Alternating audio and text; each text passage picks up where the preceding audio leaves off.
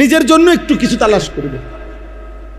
মৃত্যু পথযাত্রী যে মৃত্যুর মুখে শেষ পর্যন্ত সে আর সব ভুলে যায়, নিজেকে বাঁচাইতে চায়, নিজেকে বাঁচাইতে চায়। এই জন্য বাবা, আমরা প্রত্যেকেই আপনাদের কাছে বললাম, যারাই মনোযোগ দিয়ে শুনছেন, এটা মনে রাখতে হবে, আমার নিজের পরিবর্তন দরকার। আমার ঈমান, আমার আমল, আমার আখিরাত ভুলে গেলে তো ভুলে গেলেন, ভুলে গেলে ভুলে গেলেন, ভুলে গেলে ভুলে গেলেন, কিন্তু মনে রাখবেন আল্লাহ আপনাকে ভুলবে না, আল্লাহ আপনাকে ছাড়বে না। আল্লাহ তাআলা এক সেকেন্ডের হিসাব আড়াল করতে দিবে না। আল্লাহ তাআলা বলেন, ইয়াউমা তুবলাস সারাইর, সেদিন কিয়ামতের দিন বান্দা অন্তরের গভীরে যে গোপন বিষয়গুলো আমি তাও খুলে দেব। আফালা ইয়ালামু ইদা বু'থিরা মা ফিল কুবুর ওয়া হুসিলা মা ফিস সুদূর। আল্লাহ তাআলা বলে, তোমাদের অন্তরের গভীরে যা ছিল, মনের মধ্যে কত আমরা অনেক কিছু আছে বলি না, মনে মনে কত জল্পনা কল্পনা আমাকে আছে না, ভিতরে ভিতরে ভালো আছে, মন্দ আছে, খারাপ আছে। নারী দেখলে, ছবি দেখলে, নর্তকী দেখলে, জিনার ব্যভিচারের দৃশ্য দেখলে, বেপর্দা মহিলা দেখলে, হারাম ছবি দেখলে, মানুষের টাকা পয়সা দেখলে, আরেকজনের বাড়ি গাড়ি দেখলে, কত কিছু ভিতরে মনে হয় না, কত বাজে কল্পনা, কত অসৎ কল্পনা, কত খারাপ চিন্তা ভাবনা, নাউজুবিল্লাহ। আল্লাহ তাআলা বলে, বান্দা সেদিন কিয়ামতের দিন অন্তরের এই কল্পনাগুলো কাগজের পৃষ্ঠার মতো আমি তোমার সামনে খুলে ধরব, তোমার সামনে মেলে ধরব, যে এই ছিল তোমার কল্পনা, এই ছিল তোমার অন্তরের ভাবনা। বান্দা এগুলোর জবাব দাও। এমন নিকৃষ্ট ভাবনা ভাবলা কেমন? এটা আল্লাহর কোরআন। এই জন্য আব্বা আমরা তো অনেক ভয় পাই, চিন্তা করি, এত বলি, এত ভাবি, এতভাবে বলার চেষ্টা করি।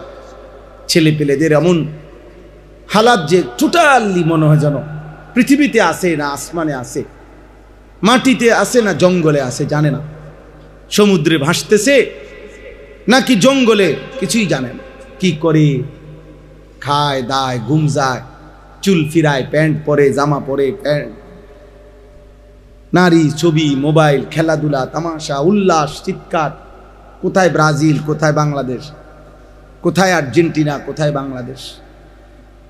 কে চিনে কারে, কার দরকার কারে? বাংলাদেশের আমাদের জীবন চলার জন্য ব্রাজিলের কি দরকার? ব্রাজিলের চলার জন্য আমগো কি দরকার? আর্জেন্টিনার আমগো কি দরকার? বলে, ওরা তো আমাদের কথা কয়দিন মনে করছে।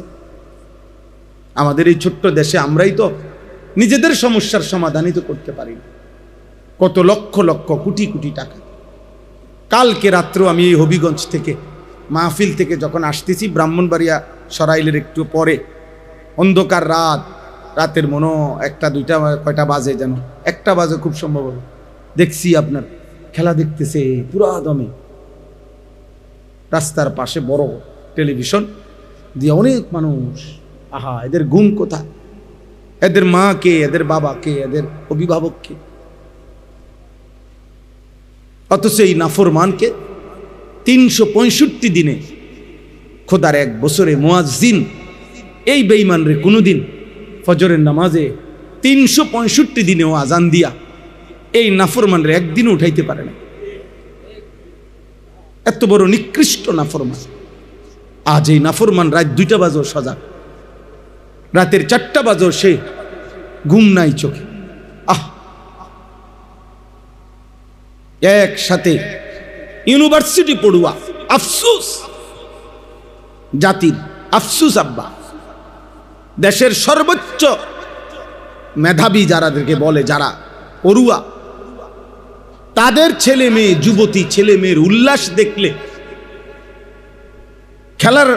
খেলা দেখতে হেরা কোনো খেলেও না, হেরা কোনো মেন গ্যালারিতেও না, স্টেডিয়ামেও না, এখানে হাজার হাজার মাইল দূরে টেলিভিশনের পর্দার সামনে বইয়া খেলা চাইতে গিয়া যেই নাচাটা নাচতেছে উপযুক্ত যুবক যুবতী, আস্তাগফিরুল্লাহ, কত নিকৃষ্ট মানসিকতা। আহা, মানে আত্মভোলা। আমরা এমন এক জাতি হয়ে যাচ্ছি যে জাতি অন্যের কথা অনেক ভাবি, নিজের কথা মোটেই ভাবি। আপন ভোলা, আত্মভোলা। আমার কি হবে, আমার কি হবে, আমার কি হবে। কোরআনুল কারীমের মধ্যে যখন আয়াত নাজিল হয়েছে, ওয়াকুদুহান নাস ওয়াল হিজারা, জাহান্নামের আগুনের মধ্যে লাকড়ির মতো ফেলা হবে মানুষ এবং জিন, পাথর। তাফসীরের মধ্যে আছে হযরত সালমান, একজন সাহাবী সালমান ফারসি রাদিয়াল্লাহু তাআলা আনহু, একটানা 3 দিন 5 ওয়াক্ত নামাজের অতিরিক্ত শুধুই কানছে আর কানছে, চোখের পানি ফেলে কানছে। এই কথাইটা বারবার বলতেছিলেন আর বলতেছিলেন, হায় জাহান্নামের লাকড়ি হবে মানুষ, আর সেটা যদি হই আমি সালমান, আমার কি হবে, আমার কি হবে, আমার। এই কথাইটা উনি 3 দিন টানা বলে কাঁদতেছিলেন আর চোখের পানি ফেলতেছিলেন। 3 দিন পরে নবীজি তাকে ডাকছে, সাহাবাদের থেকে শুনছে যে সালমানের কান্নাই থামে না, সালমান শুধু কাঁদে আর কাঁদে। নবীজি বলছে, ওরে আমার কাছে নিয়ে আসো। নবীজির কাছে আনার পরে নবী সাল্লাল্লাহু আলাইহি সাল্লাম জিজ্ঞেস করছে, সালমান কি হলো, আজ 3 দিন নাকি তুমি কাঁদতেছো সাহাবী? হযরত সালমান বলছে, ইয়া রাসূলুল্লাহ, আল্লাহ বলছেন জাহান্নামের আগুনের লাকড়ি হবে মানুষ, আর সে যদি হই আমি, আমার কি হবে, আমার কি হবে। এই ভয় আমার এমন ধরছে ইয়া রাসূলুল্লাহ, আমার এই ভয়ই যাচ্ছে না, আমার চোখের পানি থামতেছে না। এই তখন আল্লাহ নবী সাল্লাল্লাহু আলাইহি সাল্লাম বললেন, সালমান, আমি ওয়াদা দিলাম জান্নাত তোমার জন্য অপেক্ষা করছে। তুমি আমার কলিজার টুকরা সাহাবী সালমান, জান্নাত তোমার জন্য অপেক্ষা করছে। এজন্য শুধু ওয়াজ না ভাইয়া, শুধু ওয়াজ না, শুধু বক্তাগিরি না, বরং এ কথা ভাবানো উদ্দেশ্য তুমি আমি কি করছো ভাই। চাচা 60 বছর তো শেষ, হিসাব কি মিলাইছেন? হাসিবু ক্বাবলা আন তুহাসাবু। নবী সাল্লাল্লাহু আলাইহি সাল্লাম বলছেন, সাহাবায়ে কেরাম বলছেন, আল্লাহর বান্দাগণ, ফেরেশতা তোমার হিসাব করার আগে তোমার হিসাব তুমি করো, তোমার হিসাব তুমি করো। হ্যাঁ, তুমি হিসাব করো। আল্লাহর নবী সাল্লাল্লাহু আলাইহি ওয়াসাল্লাম বারবার সাহাবীকে এই নসিহত করছে যে সাহাবী, নিজের দিকে খেয়াল করো, নিজের দিকে খেয়াল করো, নিজের দিকে খেয়াল করো। এক সাহাবী জিজ্ঞেস করছেন, ইয়া রাসূলুল্লাহ সাল্লাল্লাহু আলাইহি সাল্লাম, আমাকে একটা মজবুত কথা বলে দেন, যে কথা আমি এমনভাবে স্মরণ করব, মানব, যে আমার আর মৃত্যু পর্যন্ত পথহারা হব না। তখন আল্লাহ নবী বলেন, কুল আমানতু বিল্লাহ সুম্মা ইসতাকিম। তুমি শুধু বলো যে আমি আল্লাহকে মেনে নিলাম, এবার এ কথার উপরে একদম টাইট করে জমে মজবুত হয়ে থাকে। ভাই, পৃথিবীর যে যাই বলেন, 1 কোটি না 100 কোটি মানুষও যদি বলেন, আর আমি যদি বুঝি যে এটা আমার আল্লাহর খেলাফ, আমি নাই দা। আল্লাহ নবী এটা বুঝাইতে চাইছে, আর মানে তুমি কও যে আমি আল্লাহর কথা মানলাম, আমি নবীর কথা মানলাম, এবারে যদি এর বিপরীতে 800 কোটি মানুষও যুক্তি দেয়, বুদ্ধি দেয়, পরামর্শ দেয়, তোমার ধাক্কা দেয়, তুমি জাগার দ্বারা।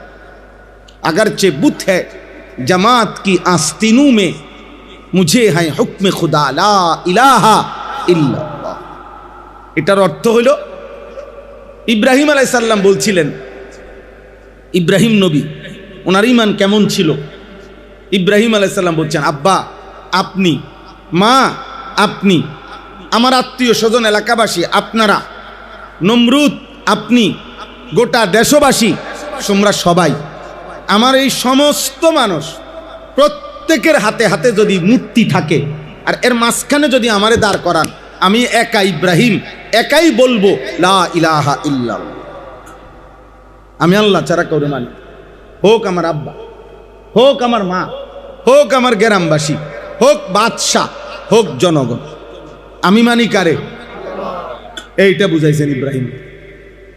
ওয়া আতাজিলুকুম ওয়া মা তাদউনা মিন দুনিল্লাহ, ওয়া আদউ রাব্বি, বলছেন আমি, হে আমার জাতি, আমি তোমাদের সকলকে ত্যাগ করলাম।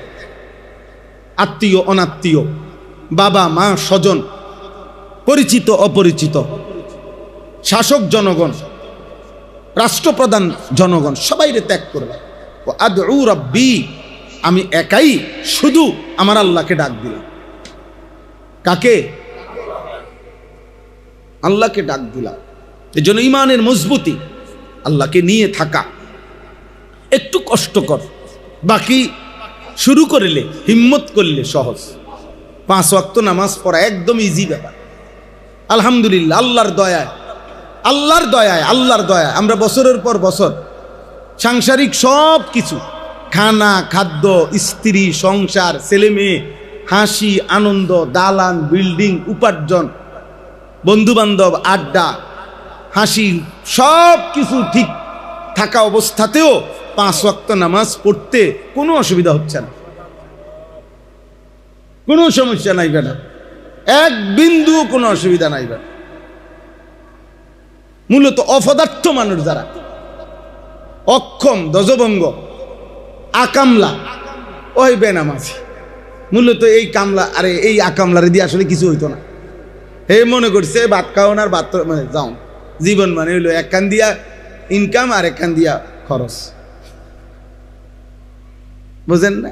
একদিক দিয়ে খায়, ওই দিক দিয়ে বাথরুমে যায়, এই জানোয়ারের মতো, হাইওয়ানের মতো। 2 চাহিদা পূরণ করে জানোয়ার, পেটের চাহিদা, লজ্জাস্থানের চাহিদা। এই মানুষরূপী জানোয়ারও এই 2 চাহিদা পূরণ, পেটের চাহিদা আরটা কি? লজ্জাস্থানের চাহিদা। নাটক দেখে কেন? লজ্জাস্থানের চাহিদা। সিনেমা দেখে কেন? ওই যে বেডি নাচে, আর বেডি নাচলে লজ্জাস্থানের চাহিদা ভাল লাগে, বুঝেন না? মোবাইলে নর্তকী দেখে কেন?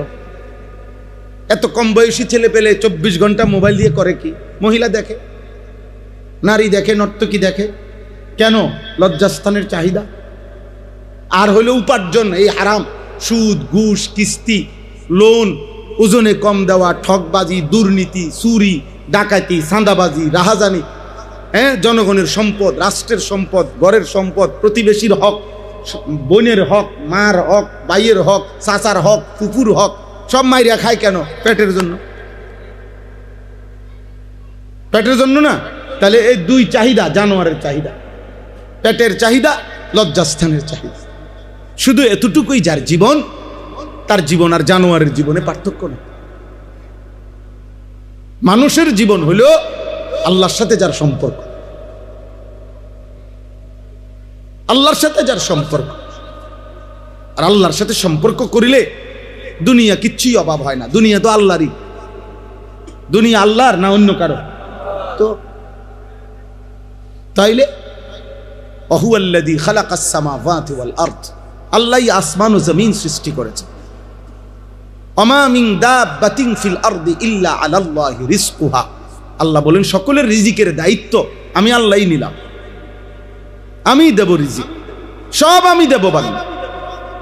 এই জন্য প্রিয় ভাই আমার, ইমানের মজবুতি চাই, আল্লাহর সাথে সম্পর্ক, আখিরাতের সাথে সম্পর্ক, এটাই দরকার। বাবাদেরকে বলি, ছোট ভাই তোমাদেরকে বলি, গুনার জিন্দিগি ছেড়ে দাও আব্বা। বয়স্ক যারা, এখানে 2 শ্রেণীর মানুষ, এক শ্রেণী হলো সিঙ্গেল, আর এক শ্রেণী হলো অভিভাবক পর্যায়ে, যাদের বিবাহিত সংসার আছে, বউ বাচ্চা আছে। এই না, আমরা এখানে যারাই বসছি, এই তো 2 আইটেমের মানুষ। হয় না, আমরা কিছু আছি আমরা সিঙ্গেল, অবিবাহিত ছেলে পেলে, আর হইলো কি আমরা বিবাহিত। তাহলে আমাদের এই 2টা অংশ।